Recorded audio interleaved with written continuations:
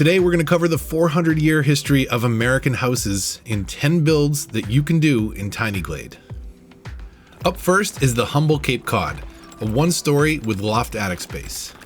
Although the style would see a massive revival from the 1930s to the 1950s, it's a direct descendant of the simple cottages of early New England settlers. Note the symmetrical window placement on either side of the front door, moderately steep roof, and large central chimney. A Saltbox house is the Cape's two-story big brother, and it's got a mullet. The defining feature is a steeply pitched roof that reaches the first story in the rear of the house. Primarily found in New England, Saltboxes are instantly identifiable because of that stupid roof line. Today, few original Saltboxes survive, and looking at the design, it's easy to understand why. Georgian architecture is named after the first 4 British monarchs of the House of Hanover, George I through George IV. In Britain, the term Georgian is generally restricted to buildings with a specific architectural intention. In the United States, it can apply to any buildings from the period because we don't care about your king. Inspired by earlier European styles, which themselves borrowed from the Romans, who stole from the Greeks. No one has an original idea anymore. It's how you end up with 4 generations of kids named George. Not all Victorians are Queen Anne, but all Queen Annes are Victorian. The Queen Anne represents the first truly American style of the industrial age. Asymmetrical shape, intersecting roof lines, turrets and bay windows, patterned shingles and decorative trim. These things are expensive to maintain, which is why you'll often find them in 2 states of repair: an immaculate vacation home for the rich and famous, or a crime scene of ritual sacrifice. If you haven't seen Tom Hanks in The Burbs, you should. Born from a renewed interest in America's colonial past, architects of this period freely mixed elements from various early American styles, creating a new interpretation of colonial architecture.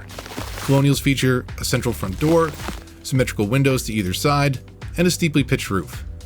This colonial is a rough approximation of my current house. The state of the pool in the backyard, however, spot on.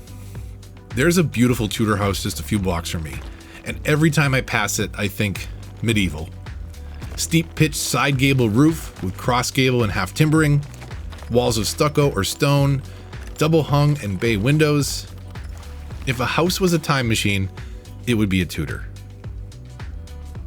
Inspired by the rural French houses American soldiers encountered during World War I, French Revival, much like the Tudor Revival, would see its greatest expansion in the 20s and 30s with the rapid growth of suburban developments.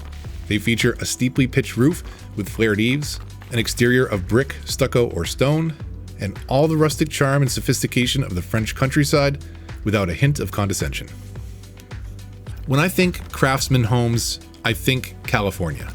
A creative backlash to the Industrial Revolution, Craftsman favor thoughtful, handcrafted designs that incorporate natural, locally sourced materials and highlight the hand of the designing artist.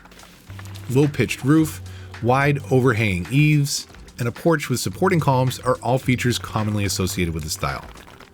The ranch was the confluence of several American cultural and demographic trends, including modern design, westward expansion, and post-World War II population boom. Modeled after Spanish colonial architecture, these one-story homes were built with simple designs and native materials. Ranch homes were easy to build, which contributed to their popularity in a time when the demand for new single-family homes was skyrocketing. Last, we have the split-level ranch.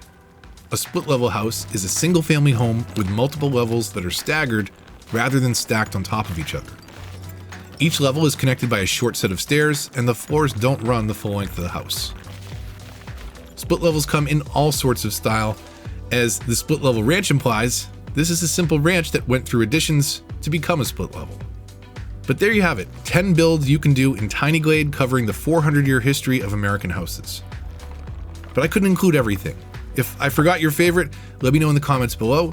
If you enjoyed the video, leave a like. If you're new here, subscribe for more, and I'll see you on the next one. But until then, this is Move the Mouse, signing off.